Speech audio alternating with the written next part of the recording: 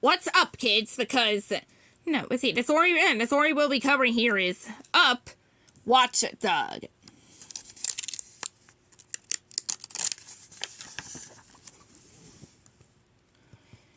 Doug bounded over some rocks, scrambled up a hill, and crossed a little stream.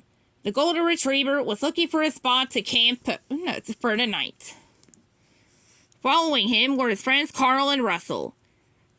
Doug had met them in South America when Carl and Russell were on an adventure. Now they are having another adventure. A campout. Around his neck, Doug wore a high-tech collar that helped him speak to humans.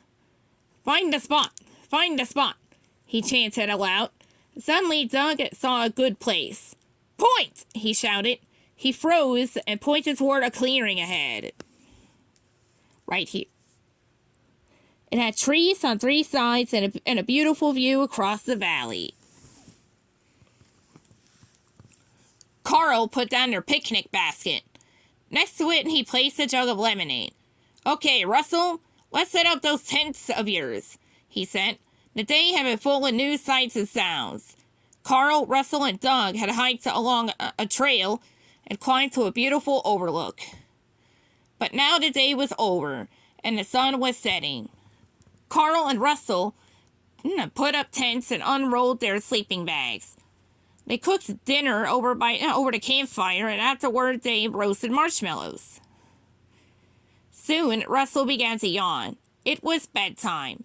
His eyes half closed. Russell started to walk towards his tent.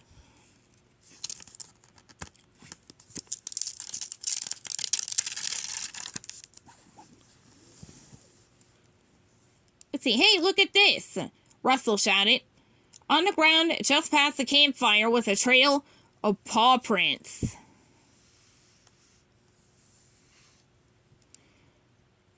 I wonder what kind of animal made these, Carl said, looking at the tracks. I'll check my Wilderness Explorer manual, Russell said. But Carl shook his head. See, bedtime, he instructed. I will keep watch all night, Doug exclaimed. Doug was proud to have such an important job. He was going to be a super watchdog. While Carl and Russell went to bed, Doug sat outside the tent, still as a statue. But wait, what was that by the oak tree? A squirrel? Doug charged toward the tree and tripped over a rope on Russell's tent. Part of the tent collapsed. Doug hung his head. He hadn't meant for that to happen. Doug slunk back into his watching spot. He had made one mistake, but that could happen to any watchdog.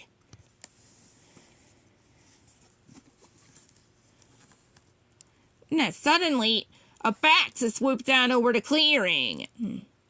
Doug had jumped up in surprise. He accidentally knocked over a jug of lemonade behind him, and it spilled on the ground. Embarrassed, Doug went to stand guard near Carl's tent.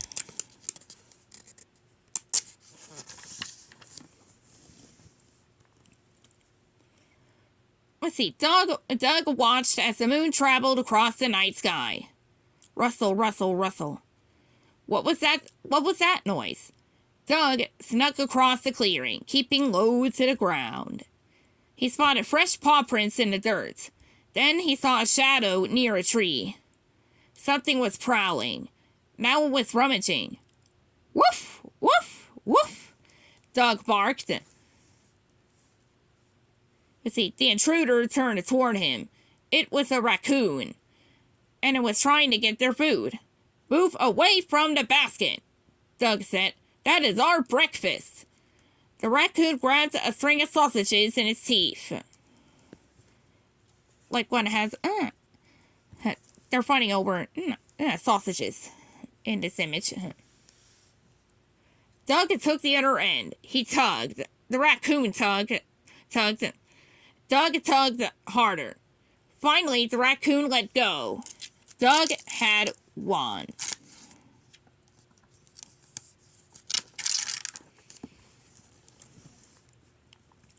Defeated, the raccoon scampered away. Doug triumphantly carried the sausages back to the picnic basket. They were a little roughed up and dirty. A couple of leaves were stuck into the slobbery spots, but he was sure Carl and Russell wouldn't mind. Doug was proud of himself. He had spotted the intruder in the dark and scared it away. He had even saved breakfast. He felt like a top watchdog.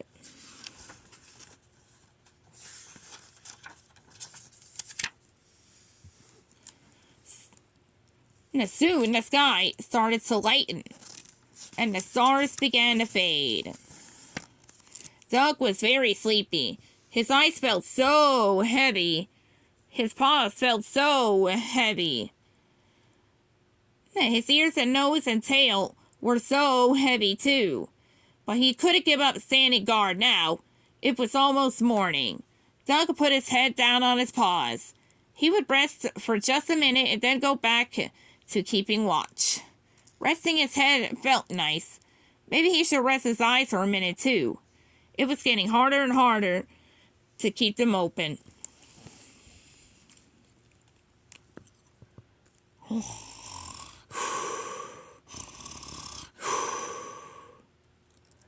Doug fell asleep. A few minutes later, Carl came out of his tent. He no longer slept as much as he used to. Carl looked around the clearing. He noticed Russell's tent and heard the boy still snoring. He saw the dirty sausages sticking out of the picnic basket and the jug of lemonade on its side.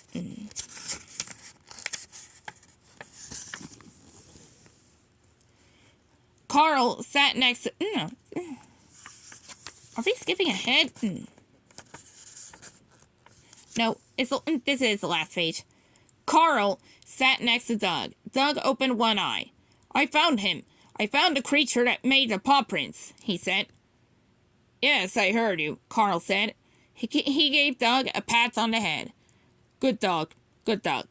Together, Doug and Carl watched the sun rise over the misty valley. The end.